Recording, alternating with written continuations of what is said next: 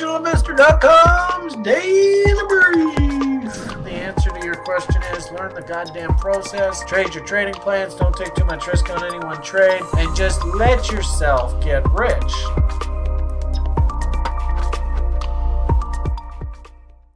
Hello, everyone. Welcome back to the RationalInvestor.com's Daily Brief. I'm squiggling around in my chair trying to make sure the green screen is entirely on the video. I got to scooch and scooch and scooch. Looks like we've got, hey, Chris has got his camera on today. I can see Glass Insights and Meg in the room here with us. We'll see if anybody else joins us. As well, too, of course, we've got after parties coming up here when we're done. Oh, hopefully we have a few more people. Oh, and Chris is gone. Hey, there's Adam over there. Adam, had a great time with you today in the day trader room, trading like a boss off the 1 minute charts. Nice to see Adam doing his thing, and along with Ed, the Sacramento Slap.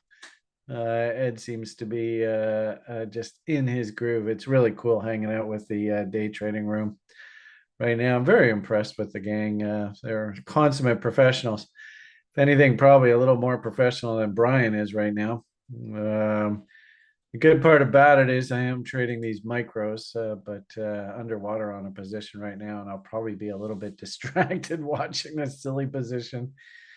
Anyway, it is what it is, and it's not much money because it's a micro, but nonetheless, don't really like to lose money at this game. And anyway, that is what it is. All right, let's give you your public report and send you on your way. Hopefully give you at least a little bit better idea of what the Beamish is seeing in the market here today and what's sort of driving things.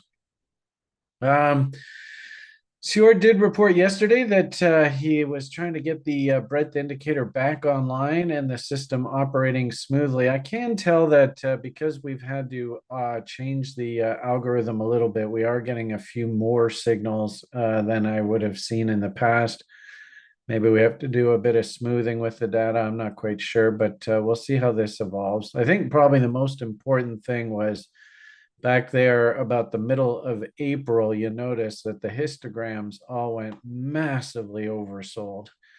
And just FYI, we're getting our crypto data from a site called CoinMarketCap, which is, pretty popular site within the crypto space. And it turns out that the data that we're paying for is actually inaccurate. And, this is why I love working with Sjord so much. Our CTO is he's like noticed this and he's like, excuse me, CoinMarketCap, can you please furnish us with the correct data? You're kind of contradicting yourself here. So apologies to site members. I'm actually a little surprised at how long it's taken to get this breadth indicator back up and running here since it died there in like December of last year. But all I can do is say Stewart is trying his best. And I can literally see him aging over this because he is trying really, really hard to get this thing working again. So just gotta, fingers crossed, keep the faith. Slow and steady wins a race. Don't take no wooden nickels. The mantra. Good part about it is that what we do at TRI is just basic common sense principles. Our activity in the lounge, I think, demonstrates that on a day in, day out basis. And I think a lot of our basic sort of educational principles don't really change over time. It's just, you got to keep on keeping on, just do what you do. And we'll get this dashboard up and running as soon as possible for you. But with the stock index data reporting correctly here, those look to me like market's lifting off of that insanely oversold condition. And especially if you ever see the S&P 500 go oversold like this, that's a major, major warning sign. So we go and look at the ES itself, and what a big surprise. You can see we are climbing the wall of worry. That majorly oversold condition was here 15th, 16th, 17th, and then in comes a nice big fat double bottom in price, and we've just been climbing the wall of worry, as it were, since then. We've got some foggies working here. So 2.618, that level was traded to, and interesting how that was right on a trend line. Yeah, a little bit of chaos came into the market. Suppose the next big objective, if we have indeed accepted higher, is actually right back up against the old highs here, 4669s. And of course, there is our reload zone, just a little bit higher than where we are. We did bang into 61.8s there. And you can see we've stalled out a little bit here. In fact, actually, I had some really cool lower time frame day trader setups, if you will, fire yesterday. We had just the prettiest one come in on the NASDAQ. You don't see that every day. Actually, might be interesting just to see what the NASDAQ looks like over here. Yeah, same conversation as ES. I mean, it really shouldn't surprise us. Reload zones up top. Where should we, if you're thinking about shorting? Oh, what a surprise. Don't short down here, especially with the breadth indicator looking the way that it was. And now we're starting to get back into attractive areas. And I might even suggest, let's let, and actually one thing I really like about what we've designed with the breadth indicator is we do have the breadth page. And this kind of looks at the entire market. And actually, I've even asked Jord now to, we used to watch the technology index here, but unfortunately, I think that's, these are kind of still under construction. But I have asked Sjord to incorporate the NASDAQ 100. So hopefully we'll get that going for you here soon. But you can kind of see breadth-wise, there's the Dow. Half of the reason why the market's lifted here of late, I think, is because of the bond market feeling a little bit happier. And if anything, if you want to help sort of time your purchases, why did this turn up here? Along with things like the breadth. What I wanted to show you was the NASDAQ index, but we don't have that up and running just yet. As soon as we get that back, it'll be super cool. What I wanted to show you here was the lower time frame cute little day trader setup that fired last night. It was super cool because this is kind of everything that we teach you at TRI. So I do like to see when, sort of the rubber meets the road and this stuff actually is applicable. So where is our NASDAQ chart from yesterday? There it is. There was the double top yesterday. This was such a fascinating setup. If we just take the most recent range, there's a swing pivot low to swing pivot high, 50% level as a probably pretty good keep you honest indicator. I usually like, I teach people to use the 50% rule as your profit objective. Also, too, because this was such a well-defined double top here. I mean, it was just so pretty. What are you supposed to think if you ever see the market smiling at you? Great analogy of that. We banged through the regular retail session right into that 2.618. And if you were day trading, then you had to take some profits here because you have to close out your positions by 1 o'clock. This is actually a really good example of sort of like that overnight trade. And notice that it turns out that, when they actually completed the move was basically first thing this morning through the European session there. This particular, it was just a demo trade. So it really wasn't, margin requirement or anything. But a really good example of taking profits at 50% rules and also, too, using things like the bot trading rules to manage the positions if you held this position overnight. So, that's basically what I've seen. And interestingly enough, today, probably setting that trade up again. If you think about like Mr. ICT and his wonderful setup, I think he calls it like the silver bullet setup or something like that. You might argue, I would definitely say off of like this break and then this break. Well, actually, no, this break right here. But if we just use this one as that kind of concept, there. Then the dump, where's your 61.8? Interesting. The big counter trend rally. This one happened to go all the way up to 877 off of this cute little double bottom. Put in a fractal top, and now we're starting to work our way back down. The cool part about it is you can also see this on the ES. So there's that same kind of trade. There was a little bit of choppiness yesterday, but nonetheless, we had that sort of ICT kind of concept there, breaking the structure, draw your 61.8s, and look how textbook that was. That's ridiculous.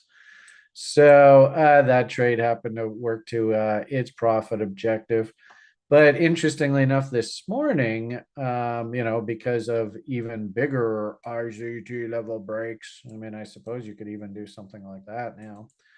And then I don't do the fair value gap thing. I just simply watch good old Mountain Man. But I think you could make the argument, there's your bottom of fair value gap, and then probably this is your top fair value gap kind of thing. I don't know. I'm just ad-libbing here. But interesting how we banged into 61.8. And what was so funny about this, but I don't quite understand. So I actually had the order working to short that level, but the fill just never came in. I'm not quite sure why. But now that we've drifted back down here, I've kind of pulled the order. If anything, what you probably should do is now at this point, draw 61.8s and look for entries there, basically at that same level. Yeah, let's see how she acts on any kind of counter trend rally back up top here. So, that's the market. And, why am I talking more market sort of gyrations and stuff than anything else? You can see the stocks, Dow's up. I guess we'll call it the brick and mortars are up and the tech stocks are down, which makes the S&P basically a non-event day, and the Russell 2000 down slightly, but not really noticeable numbers. Better part of 1%. Looks like Brent is not really very happy here either on the intraday charts. And I suppose, half of the reason why I'm talking about this and kind of this kind of choppy market state is, once again, we had another one of these days here where just very little news is driving price. We did have an EIA report come out earlier, which boosted crude oil prices. But the irony of it, that is that the actual EIA number wasn't really very bullish. I mean, you had a drawdown in stocks, but I mean, to all intents and purposes, the market was looking for a further drawdown. We didn't have the massive build that we saw last week. And I remember when I was talking to you guys last week, I was kind of like, whoa, that's a bit of an anomaly. Let's see how that plays out. And I still think that we're carving out this megaphone pattern here on EIA stocks. So you could even see even more volatility, even more wild gyrations over the coming, let's say weeks and months. But keep in mind that we're coming to the end of the sort of, buy around letter the middle of February, sell at the middle of May, you made money. No, the best 7 years. Well, guess what? Here we are, the middle of May.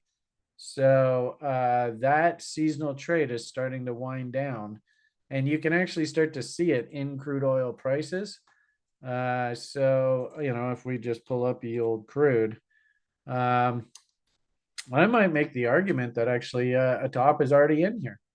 So it's not the best looking top. And of course, the interesting thing with this is if, this is looking at the spot market, but notice what happens. And this is actually a good lesson for everybody. If we look at like the July contract, so what's that going to look like? Okay, well, there is the top new highs. If we muddle around, and let's say we get to like August, will that have the same top in place? Oh, yeah. Okay, so that's actually a pretty important top. Sometimes when you look at these futures contracts, you'll see that actually as you go further out in the futures contracts, those tops like mysteriously start, this high is actually lower than that high.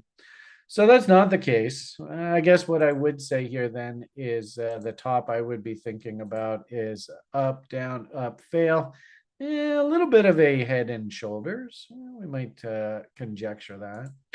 But if we think things like chaos theory, 2.618s into these levels, I guess that kind of makes sense. 4669s probably need to come down to this like 75 area.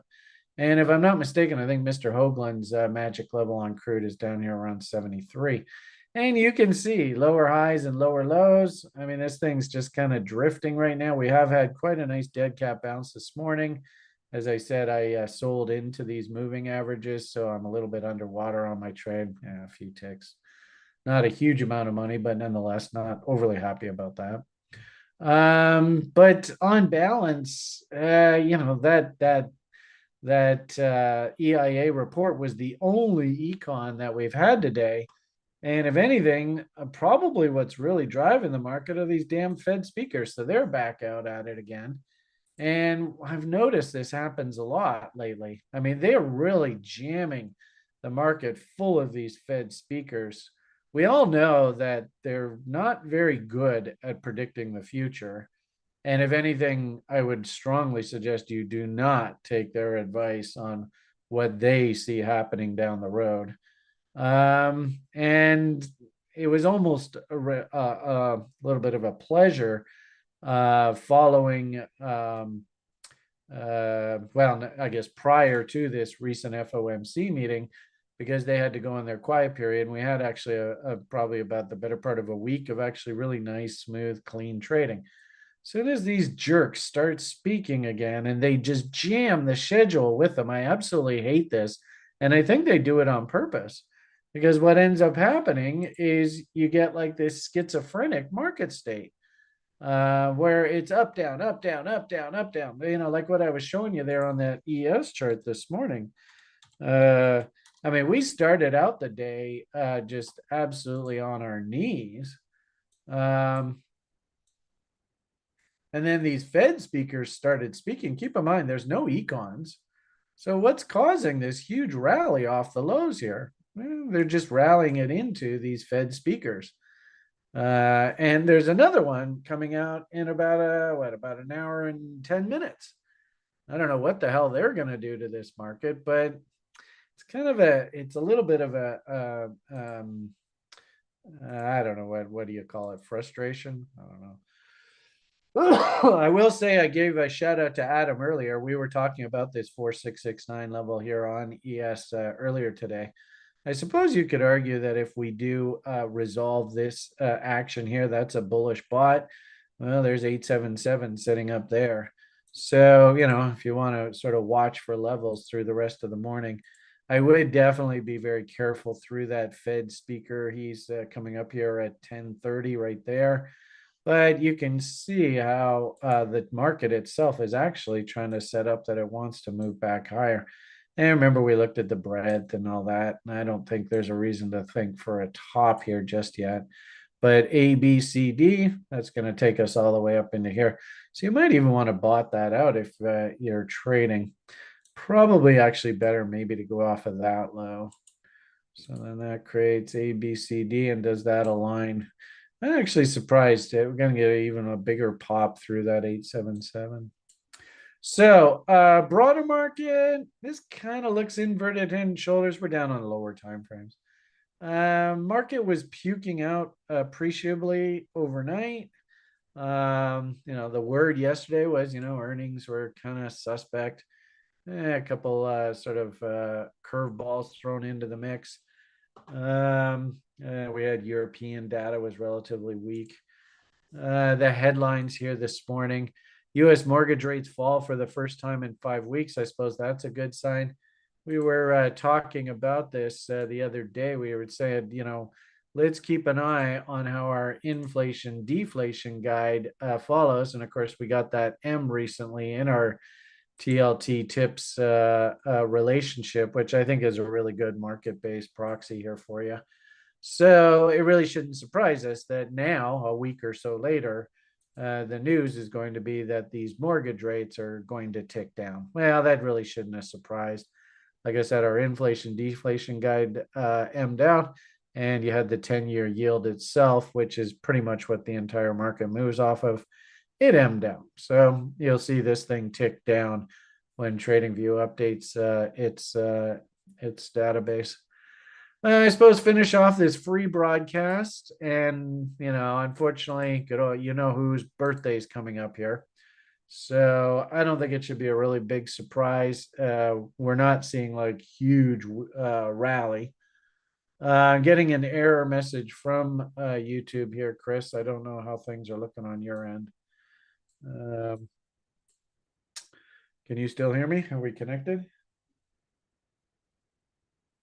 I know Chris has got a surf competition going on in his background. Well, he did just try to talk to me, but I was talking. All right. Well, anyway, we'll muddle through this. I hope this doesn't crash, but if it does, and you don't hear this, well, maybe watch the video later on and it might work. Um, This is the Bitcoin chart. This is the daily chart. I had talked to you recently about whether we'd have a 3-bar fractal potentially fire here, which would, in essence, sort of stop the bullish inertia in the short term. And you can see, boom, boom, boom. We went through that low. That low there was 62,278. So we went through that this morning, and you can see we're just sitting right at that level right now, 62,293. I'm not surprised. But we also talked about the fact that we were at this midpoint of this price channel, which should represent resistance, and it did exactly that. And then also too, if we are thinking bullish, and of course crypto's in a bull market, so might as well follow the chalk marks. If we start setting up bullish setups, you got to go with the chalk marks. And on these charts recently, I had done things like, can we please get a W on the other side of this trend line? And then I'll get bullish. So I do find it interesting how we dead cat bounced off of the lows right into that 25 level, which is the bot's sort of trade level. And now we're fading away. So ironically enough, everything's like business as usual here. Nothing really to change. The only thing I would add to this is we do now have a bearish fractal working. So at the very least, we're going to see at least a 3-bar pattern. We'd have to finish here today, then have a complete day tomorrow, like an inside bar maybe. And then we could potentially get a new 3-bar bullish fractal to fire. But that won't happen. What day is today? Wednesday? So Wednesday, Thursday, that wouldn't happen until Friday. So for the next few days, there's no major hurry to go and do anything here in the market. If we look at the lower time frames, this is an important level here because I've drawn this chart out for a while now. And our sort of thinking on the other side of the halving event was we would see the market kind of calm down. Remember our funny little pre-halvening and then post-halvening and then the final capitulation dump. And then, ironically enough, that set up the new bull market on the other side of the halvening. So I don't know whether this was our capitulation dump. It might have been. Keep in mind, this market is highly, highly controlled right now. This is now, I think it is officially, Bitcoin has now become part of the 1% toolkit, if you will. And I wouldn't even be surprised if we have, some sort of Bretton Woods, Great Reset, blah, blah, blah. And Bitcoin itself is actually included in some sort of basket of assets that marks whatever the value of these currencies are going forward in our lives. I also thought it was really interesting that I saw a media piece yesterday, which I think sort of helps that bearish case and why price backed off here, showing a whole bunch of University of Ohio graduates hearing their valedictorian talking about Bitcoin in his speech, and everybody in the audience just groaned. That's not what you want to hear about like an asset that's going to buy it and we'll all get rich because everybody's all super bullish. I didn't hear that at all from this crow. So I'm wondering whether Bitcoin is actually fully baked now. And if anything, we need price to actually go through maybe a 6-8 month correction window just to get rid of the public. It says, yeah, I told you that Bitcoin shit, it's garbage. Don't ever touch it. And then we go and put in a bottom and the new bull market starts. So I don't know whether that happens or not. But what you will see here is if this current price action is some sort of floor, and you can kind of see it here. I mean, does our inverted head and shoulders look something like this? Which means we could still play around a little bit in this range before we, put in those three higher lows on other sides of trend lines and break out. Does the inverted head and shoulders, and this is what I'm watching here in the short term, does it look like this? Where this most recent high was a neckline and then back to the neckline, and then we're making our right shoulder right here, right now. I think the jury's still out, so I don't think anybody's really had any grand conclusions. But what I showed you off of this chart is if this is an inverted head and shoulders, this low right here, it really has to hold, right? So that's 61 7, what does that say? 61 764 over there on stamp. And you notice this low from this morning, 61 779. So if we can hold these lows, and then you start to see W's come in and we start to climb the wall of worry, and you start to see this thing reverse to the upside, we might have something to work with here. But again, like I said, off this higher time frame chart, this is probably going to take well into Friday to fully develop and give us a signal. So I don't think the signal's coming today. And then to finish off this conversation with you guys, looking at the total crypto market cap. So this is sort of your proxy on the altcoin space. 3-bar fractal fired there, just the same as good old Bitcoin. And I don't, what, if anything, what I see here, and I see this happen a lot, we break the trend line, and now the question is, do we walk our way down the trend line from the other side? Which does happen quite a bit, folks. Don't kid yourself. Same sort of thing. If we really want to be bullish here, we're going to have to wait for at least today to finish. Looks like it's just a doji. And if the broader stock market is catching a bid and everybody's feeling bullish again in the market, because all these Fed speakers are like, no, we're going to cut rates. We're going to cut rates. Did find it interesting that one of the European central banks did cut rates today, which is a little bit of a surprise. So I suppose the rate cutting mood has already started. But if there is more of that talk, and we're going to go and print more and all that hyperinflation of the money supply to make sure everybody keeps their jobs, blah blah blah blah blah, I would imagine this stuff will bottom and pivot and turn back up. But for the time being, that 3-bar fractal did fire, which means we better cool our jets and just take it really, really slow. For those people that are aggressively trading, there are some W's that are starting to come in here. I wouldn't fault you if you did take them, off of some of Sjord's names, which I think are pretty good fundamental stories. If you're going to trade these names, you can see the W that's trying to come in on this rune. If you do buy that, and I wouldn't fault you if you did, we're down at the bottom end of the range. W's are coming in. Be interesting to see if we have any bull divs there.